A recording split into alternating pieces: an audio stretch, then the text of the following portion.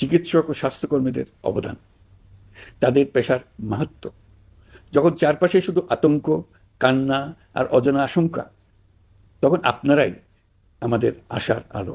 এই কঠিন সময়ে যারা ক্লান্তি ভুলে আহতদের সেবা দিয়ে যাচ্ছেন, আমি জাতির পক্ষ থেকে আপনাদের কৃতজ্ঞতা জানাচ্ছি। প্রিয় চিকিৎসকবৃন্দ, যুদ্ধের সময়ও আক্রান্ত ও আহতদের চিকিৎসা বন্ধ করা যায় না, এটা আন্তর্জাতিক আইনে স্বীকৃত। এর ব্যতিক্রম আমরা দেখেছি এই বাংলাদেশে 24শে জুলাই গণ অভ্যুত্থানের দিনগুলোতে। ফ্যাসিস্ট সরকার শুধু এদেশের ছাত্র শ্রমিক জনতার বুকে গুলি চালিয়ে থেমে থাকেনি, তারা সর্বোচ্চ চেষ্টা করেছে যেন কেউ হাসপাতালে চিকিৎসা না পায়। জুলাই আমাদের চিকিৎসক যোদ্ধাদের গল্প কোনো যুদ্ধক্ষেত্রের ডাক্তারদের গল্প কেউ হার মানায়।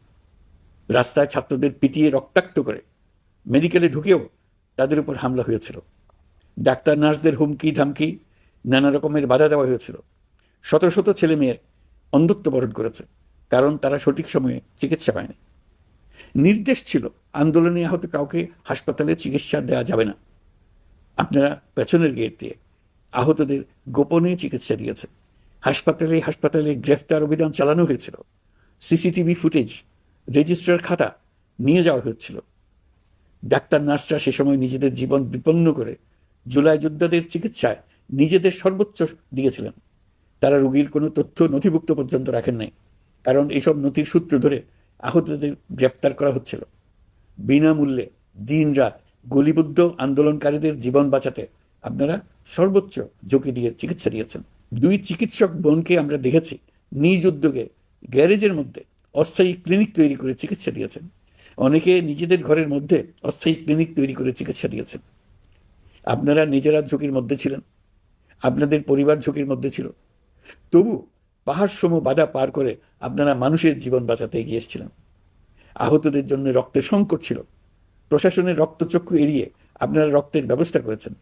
আহতদের পরিচয় গোপন রাখতে ব্যবস্থাপত্রে অন্য নাম, অন্য রোগের তথ্য উল্লেখ করে তাদেরকে পুলিশের কাছ থেকে আড়াল করেছেন।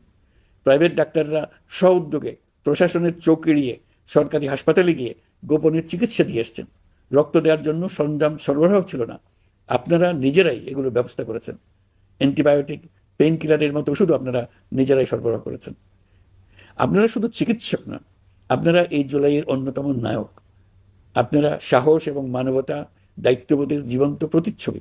এই দুঃসময়ে আপনারা যে সেবা দিয়েছেন তা আমরা কোনোদিন ভুলব না। আমি আশা করব আজকের আয়োজন থেকে নির্ভীক ও সাহসী ডাক্তার ও স্বাস্থ্যকর্মীদের গল্পগুলো উঠে আসবে, এদেশের সকল মানুষকে অনুপ্রেরণা যোগাবে। আমি আজ জাতির পক্ষ থেকে জুলাইয়ে কর্তব্য পালনকারী সকল স্বাস্থ্যকর্মী ও চিকিৎসকদের প্রতি কৃতজ্ঞতা ও শ্রদ্ধা জানাচ্ছি। আপনাদের সবাইকে ধন্যবাদ।